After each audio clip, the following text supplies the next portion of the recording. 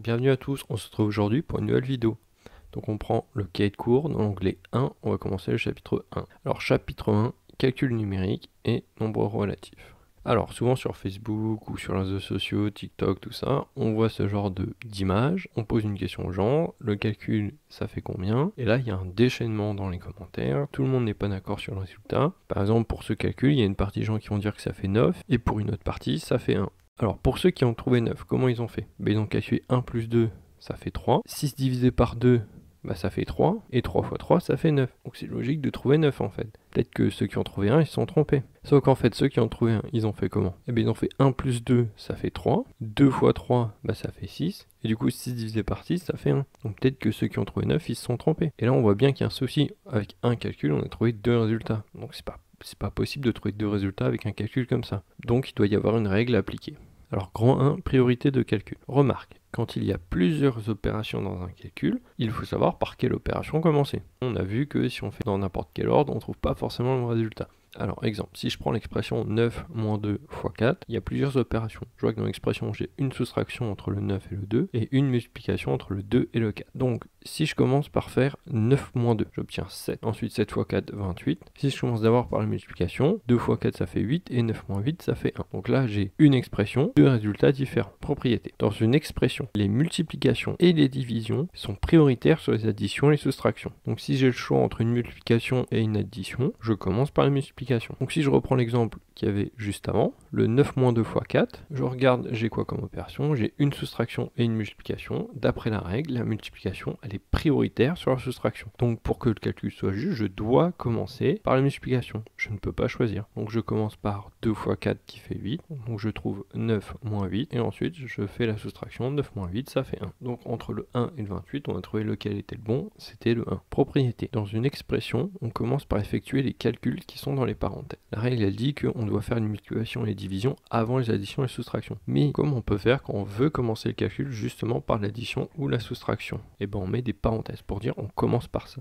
Mais parfois dans un calcul il y a plusieurs parenthèses. Dans une expression, s'il y a plusieurs paires de parenthèses, on commence par effectuer les calculs qui sont le plus à l'intérieur. Exemple, A est égal à 3 fois 2 plus 4. Donc on pourrait se dire, la règle a dit qu'on commençait par la multiplication, donc je commence par 3 fois 2. Mais non, il y a des parenthèses. Donc on commence d'abord par l'addition, parce qu'elle est entre parenthèses. Donc on commence d'abord par 2 plus 4, qui fait 6, et ensuite on fait 3 fois 6, qui fait 18. Grand B.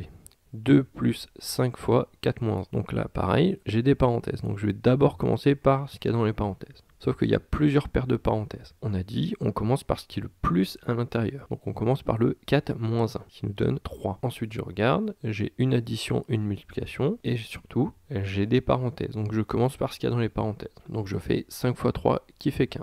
Et pour finir, 2 plus 15, qui fait 17. Remarque, parfois, quand il y a plusieurs paires de parenthèses, on remplace les parenthèses le plus à l'extérieur par des crochets. Donc exemple, on reprend l'expression B qu'il y a juste avant, et pour que ce soit plus visible, pour mieux voir, donc c'est esthétique, c'est pas obligatoire, juste pour faciliter la lecture, on met des crochets autour de 5 fois 4 moins 1. Alors là, il y a plusieurs règles, il y a les multiplications et divisions par rapport à l'addition, il y a les parenthèses, donc c'est un peu compliqué à retenir, donc du coup on a un moyen mnémotechnique. Pour retenir l'ordre, donc l'ordre des opérations, on applique la méthode PEMDAS. P-E-M-D-A-S. PEMDAS. Alors ça veut dire quoi ça? PEMDAS. P, ça veut dire on fait d'abord les parenthèses, ou les crochets c'est une forme de parenthèse. E, c'est pas quelque chose qu'on va voir en cinquième, donc on oublie. M et D pour les multiplications et les divisions, et A et S pour les additions et les soustractions. PEMDAS, les parenthèses, ensuite les multiplications et les divisions, et pour finir les additions et les soustractions. On voit que le M et le D, ils sont dans la même case, de même que pour le A et le S. Donc ça veut dire que la multiplication a la même priorité que la division. La multiplication passe avant l'addition et avant la soustraction, de même la division passe avant l'addition et la soustraction, mais la multiplication ne passe pas avant la division et la division ne passe pas avant la multiplication. De même, l'addition ne passe pas avant la soustraction, ils ont la même priorité opératoire. Alors justement, là ça pose un petit souci, on peut se dire, quand j'ai une multiplication et une division, je commence par quoi? Et c'est là qu'il y a certains soucis, c'est ambigu. Remarque, une expression mathématique n'est bien écrite que s'il n'y a pas d'ambiguïté. Par exemple, dans la phrase « je suis le professeur », c'est ambigu. Ça peut être un homme qui parle en disant « je suis le professeur », du verbe « être », il est le professeur, ou ça peut être la phrase d'un enfant qui dit « je suis le professeur », du verbe « suivre ». Donc là, une même phrase peut être comprise différemment. Donc c'est ambigu, on ne sait pas vraiment qui parle. Deuxième exemple, j'ai vu un homme avec des jumelles. C'est-à-dire quoi des jumelles? Deux sœurs nées le même jour ou un appareil qui permet de voir plus loin. Dans la phrase « j'ai vu un homme avec des jumelles », il y a une ambiguïté. On ne sait pas de quoi on parle. Donc en mathématiques, on va éviter les ambiguïtés. Les calculs du type A divisé par B fois C ou A fois B divisé par C, qu'ils soient notés avec l'obel ou avec la barre en diagonale, c'est ambigu.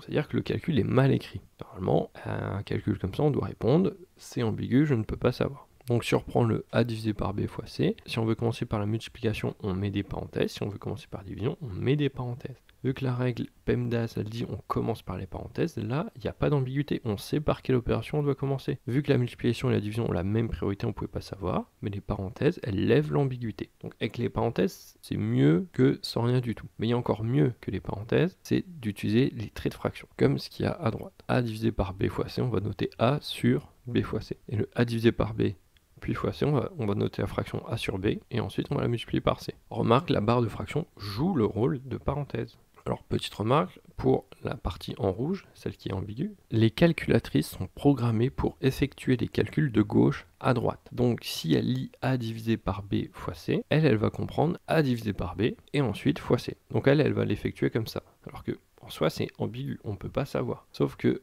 plutôt que de répondre « je sais pas, c'est ambigu », on a préféré partir du principe qu'elle le faisait de gauche à droite. Mais normalement, on est censé lever l'ambiguïté. Voilà, c'est tout pour aujourd'hui. Donc, je te laisse revoir la vidéo pour bien apprendre. Fais des exercices pour t'entraîner. Tu peux poser des questions si tu as des difficultés. Et on se voit une prochaine fois pour une prochaine séance. Au revoir.